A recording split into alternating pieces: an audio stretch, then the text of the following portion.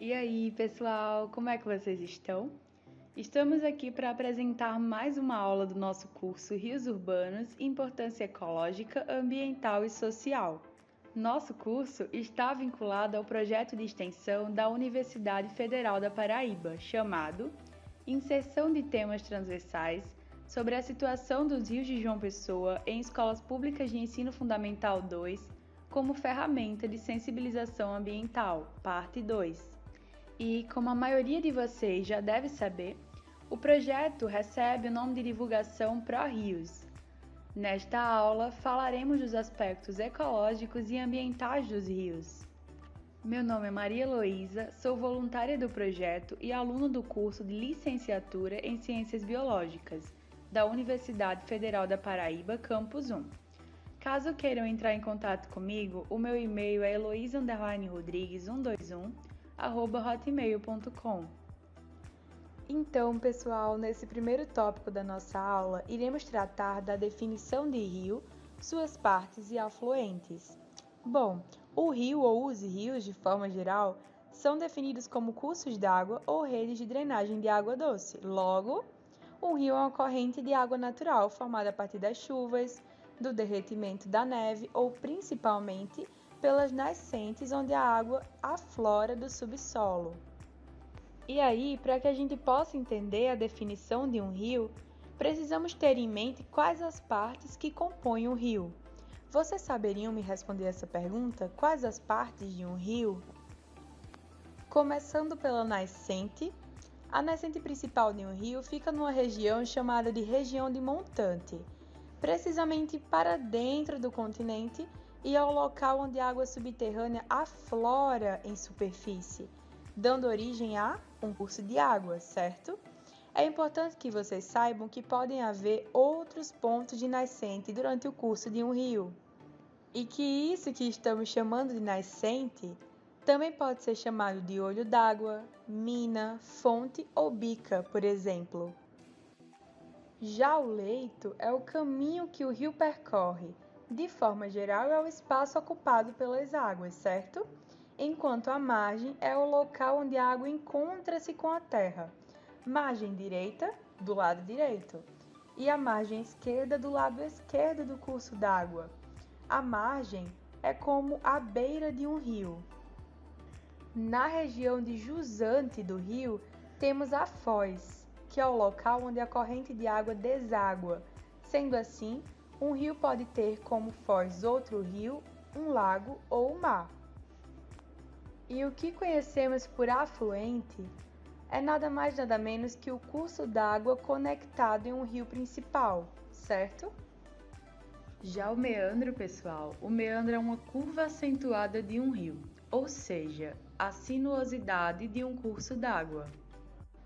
Como já vimos, a área da bacia hidrográfica corresponde à superfície de escoamento de um rio principal e seus afluentes, ou seja, nessa área a água é captada e direcionada para um leito principal e seus afluentes.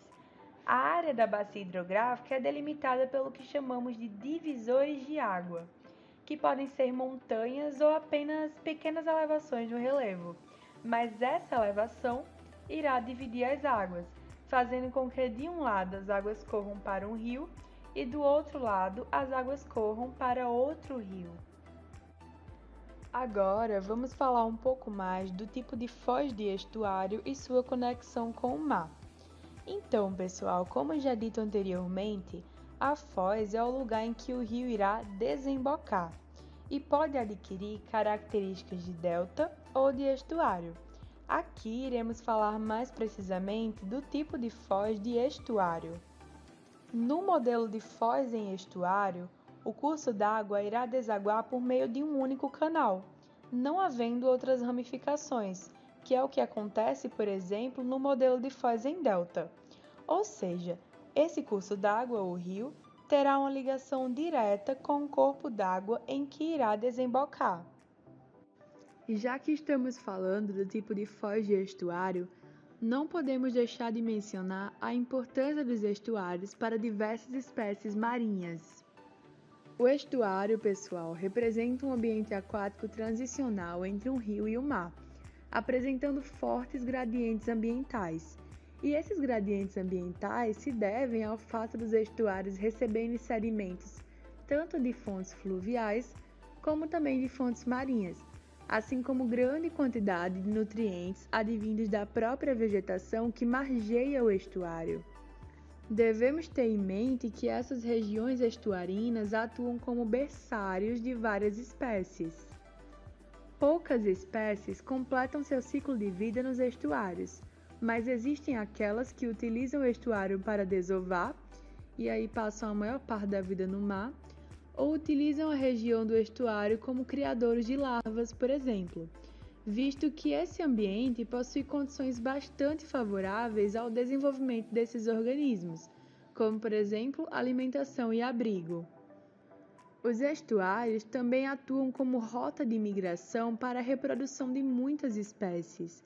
Espécies estas que saem do ambiente marinho para os rios ou vice-versa. Apesar da grande importância ecológica que esses ambientes possuem, o ser humano vem degradando cada vez mais essas regiões e, consequentemente, ocasionando a perda de habitats de muitas espécies. Agora, galera, vamos falar um pouquinho sobre os rios como áreas de descanso, alimentação e reprodução de aves migratórias. Precisamos ter em mente que existem diversas espécies de aves. Muitas delas serão dependentes ou semidependentes de áreas úmidas. Isso inclui os ecossistemas aquáticos, sendo esses ambientes locais que vão contribuir grandemente na alimentação, na construção de ninhos, como local de descanso e reprodução dessas espécies. E isso vai acontecer principalmente por esse tipo de ecossistema aquático, mais precisamente os rios, que é o que estamos tratando, possuírem elevadas taxas de produção de compostos orgânicos. Associado a isso, temos a complexidade desses ambientes, como já discutido anteriormente. Entendam que a escolha do local para a construção dos ninhos das aves depende da proximidade com as fontes de alimentação. Logo, as áreas de manguezal, pântano e lagos são frequentemente escolhidas por possuírem características que tornam a manutenção da espécie mais facilmente garantida, como, por exemplo, o fato de possuírem alta disponibilidade de alimento e serem locais com um tipo de vegetação que confere proteção aos ninhos. Os rios configuram importantes espaços para a reprodução de inúmeras espécies. Dentre elas, temos algumas espécies de anfíbios. Os anfíbios, apesar de transitarem no ambiente terrestre, dependem muito da água nos momentos de acasalamento das espécies. Durante a estação de reprodução, próximo a corpos de água como rios e lagoas, comumente ouve-se o canto dos machos das espécies.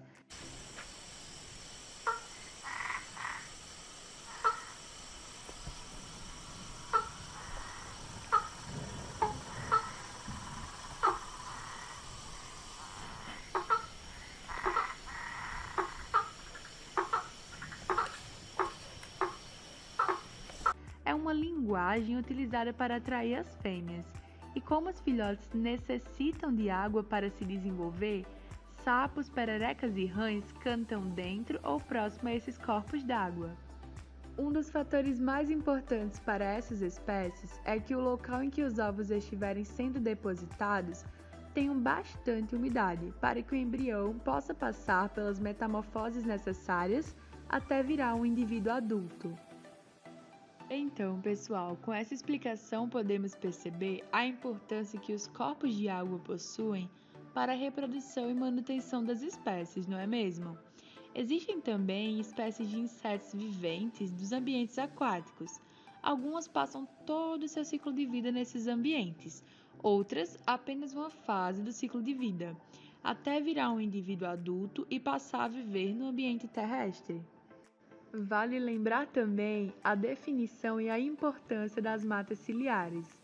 As matas ciliares, gente, representam a vegetação que cresce às margens de nascentes, rios, lagos, córregos e represas. Ao longo dessa explicação, você entenderá o motivo pelo qual as matas ciliares ajudam a limpar e proteger as nossas águas. Devemos ter em mente a importância de se preservar as matas ciliares, já que a vegetação do entorno dos rios levam esse nome por protegerem os rios, assim como os cílios protegem os nossos olhos. Você deve estar se perguntando, mas como as matas ciliares cumprem esse papel de proteção dos rios? E essa explicação é mais simples do que parece. Bom, as matas ciliares vão reter os sedimentos, os nutrientes carregados pela chuva e também parte dos poluentes químicos, evitando a poluição das águas e sustentando suas margens. Cuidar das nascentes é fundamental para a preservação das matas ciliares e o entorno das bacias hidrográficas, conservando o solo, garantindo a infiltração e o armazenamento de água. Logo, as matas ciliares irão contribuir com a quantidade e também com a qualidade de água disponível. Além disso, as margens dos rios atuam como corredores ecológicos, ligando fragmentos florestais próximos, servindo de passagem aos animais, fornecendo abrigo, alimentação, local ideal para reprodução e atuando através da garantia de recursos. Já os manguezais, mais conhecidos como ecossistemas costeiros, são marcados pela transição entre os ambientes terrestres e marinhos, sendo formados por uma vegetação resistente ao fluxo das marés, logo, ao sal. Esses ambientes possuem uma vegetação e um solo muito típicos, sendo evidente a interação do sal da água do mar com a água doce do rio que desce e também a interação entre as marés. A vegetação do manguezal possui características muito específicas, sendo conhecida por ser formado por plantas do tipo halófitas, ou seja, tolerantes a uma maior salinidade, sendo uma característica típica dos manguezais ou mangues, como são popularmente conhecidos. As raízes dessas plantas vão possuir adaptações que favorecem a troca gasosa nesse ambiente. O solo do manguezal também é muito característico, sendo o solo do tipo lodoso, muito úmido e encharcado, existindo essa mistura com a água salobra do mar e a água doce do rio. O solo é escuro. Isso se dá devido às altas taxas de decomposição que ali ocorrem, sendo o local marcado por uma grande diversidade. Outro ponto a respeito dos manguezais que não podemos deixar de mencionar é o fato de protegerem o litoral da ação das ondas marinhas, que é o que iremos observar através de um experimento realizado no vídeo a seguir.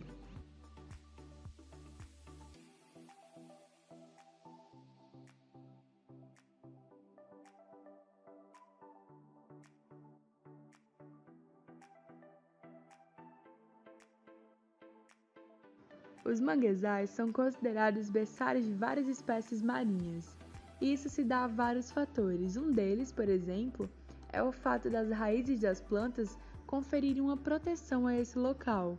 Isso faz com que muitas espécies adentrem um manguezal para colocar os seus ovos, justamente por ser um local tranquilo, de águas calmas, onde o animal irá nascer e em seguida voltar para o mar.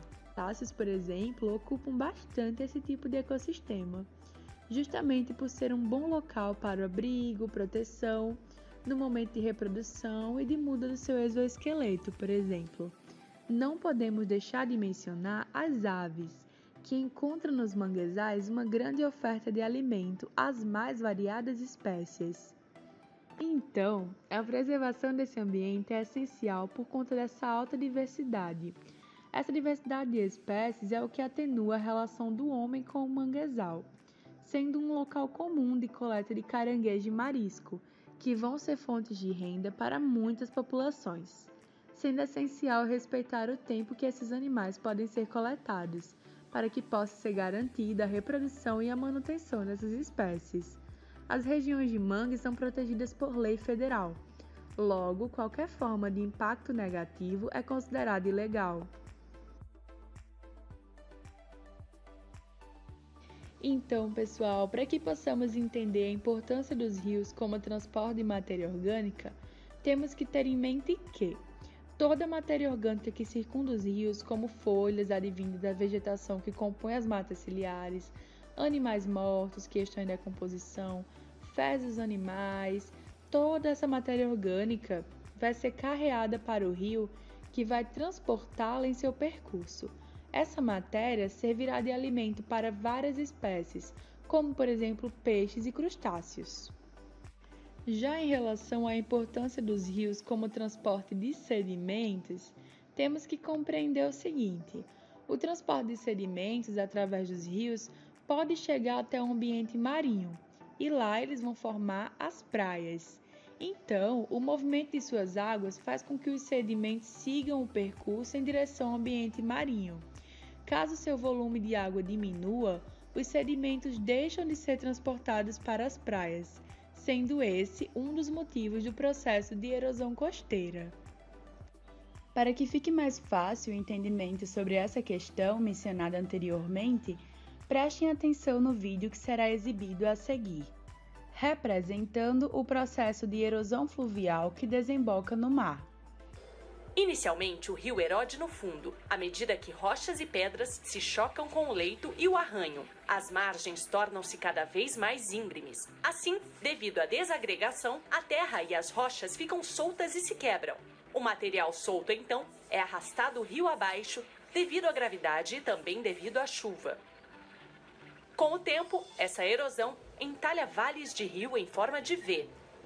À medida que o rio corre, ele torna-se mais lento e alguns dos sedimentos se depositam em suas margens, formando um tipo de barreira que faz com que o rio serpenteie ou, em outras palavras, faça curvas em vez de seguir em uma linha reta. Finalmente, o rio se torna ainda mais lento quando ele deposita os sedimentos restantes e forma um delta antes de encontrar o oceano. Por fim, não podemos deixar de mencionar a grande importância dos rios como reguladores térmicos, sendo fundamentais para diminuir a temperatura das cidades, uma vez que favorecem a formação de nuvens, aumentando a pluviosidade ou regime de chuvas. A ausência dos rios ocasiona a diminuição da umidade do ar e da pluviosidade local, prejudicando a respiração das plantas, o que pode vir a diminuir drasticamente a biodiversidade. Quando os rios são degradados, eles têm sua disponibilidade de água diminuída, atingindo também a qualidade da água, impactando a biota e a saúde das pessoas, uma vez que necessitamos dessas águas como fontes de abastecimento de nossas casas, e também na atuação através do equilíbrio da umidade relativa do ar, mantendo a qualidade da respiração e a hidratação da nossa pele ideais. E aqui, nesse ponto, encerramos a aula de hoje. Lembrando que teremos mais aulas pela frente. Eu espero que vocês tenham gostado do conteúdo, da forma como foi abordado, que tenham aprendido e que todo o aprendizado tenha sido engrandecedor na vida de cada um de vocês. Obrigada, pessoal, pela atenção. Qualquer dúvida, podem entrar em contato comigo pelo meu e-mail, tá certo? Estarei à disposição. Uma boa semana para vocês e até logo!